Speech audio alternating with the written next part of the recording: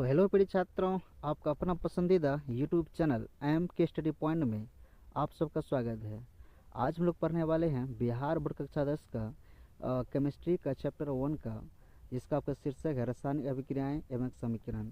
इसका बहुत ही VVI subjective question और यहाँ से आपके एग्ज़ाम में क्वेश्चन ज़रूर पूछे जाएंगे।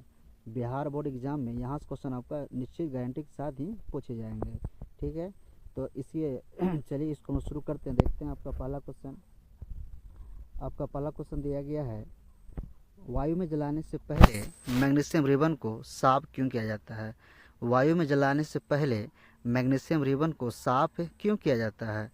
तो वायु में जलाने से पहले जो मैग्नीशियम रिबन होता है उसको साफ इसलिए किया जाता है कि इसकी जो ऊपरी परत होती है, इसका जो ऊपरी सतह होता है उसमें मैग्नीशियम ऑक्साइड यानी कि आपका MgO का जो है एक परत जम जाता है। MgO का एक परत जम जाता है, उसे हटाने के लिए उसके ऊपरी भाग को साफ किया जाता है ताकि वह उसका ऊपर में जो धुलकन आदि अगैरह वगैरह होते हैं वो अच्छे से साफ हो जाए और वह ऑक्सीजन संपर्क में आ जाए और वह जल सके। ठीक है, तो ये आपका पहला क्वेश्चन था। क्वेश्चन आगे हम लोग 2 नंबर देखते हैं। क्वेश्चन आपका 2 ये है, जब लोहे की कील को कॉपर सल्फेट का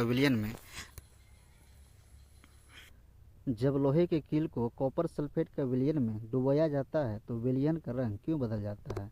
तो इसका आपको उत्तर हो जाएगा, जब लोहे के कील को यानी कि Fe को जब कॉपर सल्फेट के विलयन में डुबाया जाता है तो विलयन का रंग बदल जाता है, क्योंकि लोहा जो है, जो कॉपर होता है, कॉपर उसको विस्थापित कर देता है। यानी कि जब कॉपर सल्फेट का विलयन में Fe यानी लोहे के कील को डाला जाता है, ठीक है, तो वहाँ पे क्या होता है, जो लोहा होता है यानी Fe जो होता है वह कॉपर सल्फेट के विलयन से यानी कॉपर को अलग कर देता है, जिसके कारण इसका विलयन का रंग बदल जाता है। ठीक है, और ये हल्का सा इसका रंग जो होता है हल्का हरा हो जाता है और जो लोहे के ऊपर में हल्का सा पपड़ी जम जाती है उसका रंग आपका भूरा हो जाता है। ठीक है, क्वेश्चन आगे आपका नंबर 3 दिया गया है, श्वसन को ऊष्माक्षेपी अभिक्रिया क्यों कहते हैं। और ये क्वेश्चन आपका तो बहुत ही वीवीआई क्वेश्चन है। ठीक है, श्वसन को ऊष्माक्षेपी अभिक्रिया क्यों कहते हैं।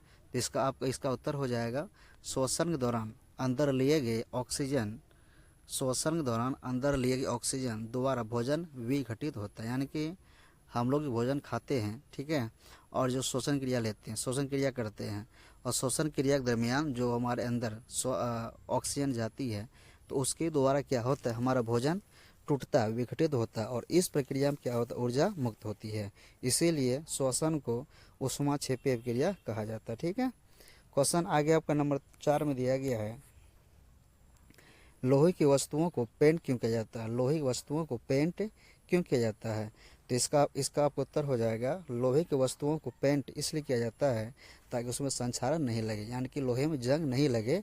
तो लोहे की वस्तु को जो है जंग से बचाने के लिए उसमें आपका पेंट किया जाता है, और पेंट वस्तुओं की सतह एवं हवा या नमी के बीच प्रत्येक संपर्क को यह समाप्त कर देता है। इसलिए उसको जो लोहे का जो वस्तु होता है उसके ऊपर पेंट किया जाता है। और पेंट करने का यानी कि लोहे की वस्तु को बचाने के लिए बहुत सारा प्रक्रिया होता है, तरीका होता है, जिसमें आपका एक प्रक्रिया ये भी होता है। जैसे हम लोग क्या करते हैं, लोहे की जो वस्तु होता है उसके ऊपर जस्ता का हम लोग परत उसके ऊपर चढ़ा देते हैं। ठीक है, और जस्ता की परत चढ़ाने की जो प्रक्रिया होती है ना, वह प्रक्रिया आपका कहलाता है गैल्वेनीकरण। एग्जाम में क्वेश्चन आपका पूछा जाता है। ठीक है, लोहे की वस्तु के ऊपर में जस्ता का परत चढ़ाने की प्रक्रिया जो होती है वह क्या कहलाती है, तो वह आपका गैल्वेनीकरण कहलाती है। ठीक है, क्वेश्चन आगे आपका नंबर 5 दिया गया है, तेल एवं वसा युक्त खाद्य पदार्थ को नाइट्रोजन से युक्त क्यों किया जाता है। यानी कि तेल और वसा युक्त जो खाद्य पदार्थ होते हैं उसमें नाइट्रोजन क्यों उसमें मिलाया जाता है, उसको नाइट्रोजनकरण उसका क्यों किया जाता है। ठीक है, तो इसका आपको उत्तर हो जाएगा, तेल एवं वसा युक्त खाद्य पदार्थ को क्षतिग्रस्त से बचाने के लिए जो तेल युक्त और वसा युक्त जो खाद्य पदार्थ होते हैं वह खराब न हो। ठीक है, वह खराब न हो, उससे दुर्गंध न आए, इसीलिए उसको बचाने के लिए उसमें हम लोग क्या करते हैं, नाइट्रोजन उसको मिलाया जाता है। ठीक है, इसीलिए उसको बचाने के लिए उसके ऊपर नाइट्रोजन मिलाया जाता है। ठीक है, तो तेल और वसा युक्त जो खाद्य पदार्थ होते हैं उसको क्षतिग्रस्त होने से बचाने के लिए उसमें जो नाइट्रोजन मिलाया जाता है ताकि वह खराब ना हो। ठीक है, और जब ऐसे पदार्थ क्या होते हैं वायु संपर्क में आते हैं तो उपचयित होकर विकृत गंधिता हो जाते हैं। यानी जब इसमें जब हम लोग नाइट्रोजन नहीं मिलाएंगे तो ये क्या होगा, जब हवा के संपर्क में आएगा यानी कि ऑक्सीजन संपर्क में आएगा तो ये स्वतः ही इसकी विकृत गंधिता हो जाएगा, इसका स्वाद खराब हो जाएगा और ये खराब वस्तु बन जाएंगे और जिससे इसका गंध और स्वाद दोनों बदल जाएंगे। इसलिए वह खराब ना हो और क्षतिग्रस्त ना हो, इसलिए उसमें जो आपका ये मिलाया जाता है। ठीक है, चलिए क्वेश्चन आगे देखते हैं हम लोग इसको हम लोग। चलिए क्वेश्चन आगे देखते हैं हम लोग। क्वेश्चन अब आगे 6 नंबर दिया गया है, संक्षारण और विकृत गंधिता क्या है।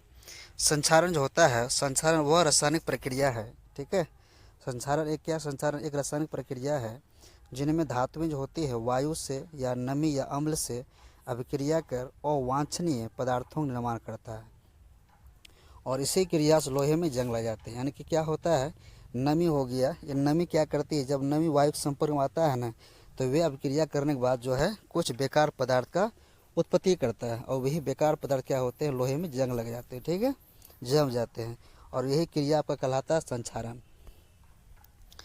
अगला आपका दिया गया है विकृत गंधिता।